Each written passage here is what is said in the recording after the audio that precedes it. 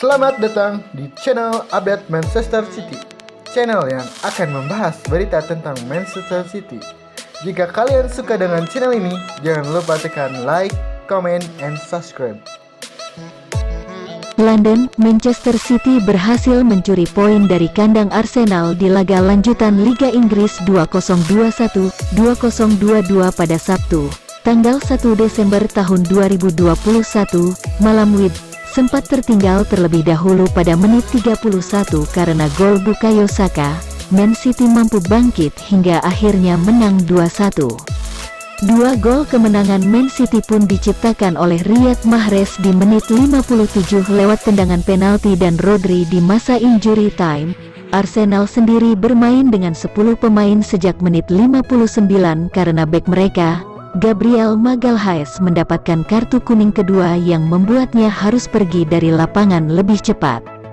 Jalannya pertandingan babak pertama, Man City langsung menguasai jalannya pertandingan. Peluang pertama mereka dapatkan di menit keempat melalui tandukan Gabriel Jesus, tetapi masih melebar ke sisi kanan gawang Arsenal. Sementara kerjasama antara Alexandre Lacazette dan Martin Odegaard di menit ke-10 hampir saja membuat Arsenal unggul membuka keunggulan. Namun Ederson Moraes berhasil menggagalkan peluang Odegaard, sedangkan di menit ke-13 Ruben Dias bisa membuat Man City unggul. Tapi sundulan masih melebar ke sisi kanan gawang Aaron Ramsdale. Sementara di menit ke-19 Kevin De Bruyne hampir membuka keunggulan The Citizen julukan Manchester City. Namun tendangan kaki kanannya dari luar kotak penalti masih melambung tinggi di atas gawang.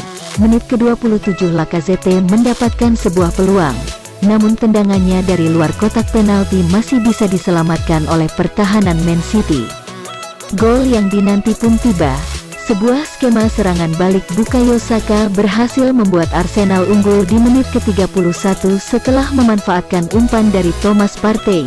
Arsenal hampir saja menggandakan keunggulan, namun tendangan Gabriel Martinelli di menit ke-39 masih bisa diselamatkan oleh pertahanan Man City.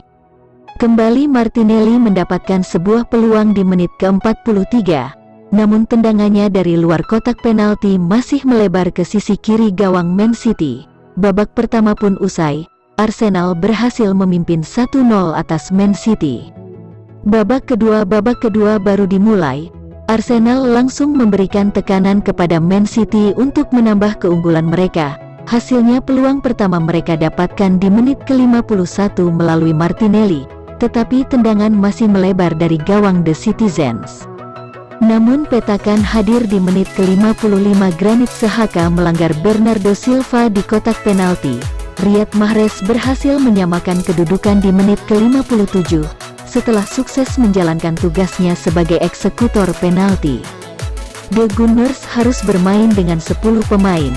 Setelah Gabriel Magalhaes harus diusir wasit akibat menerima kartu merah oleh wasit, unggul jumlah pemain membuat Man City terus melakukan tekanan.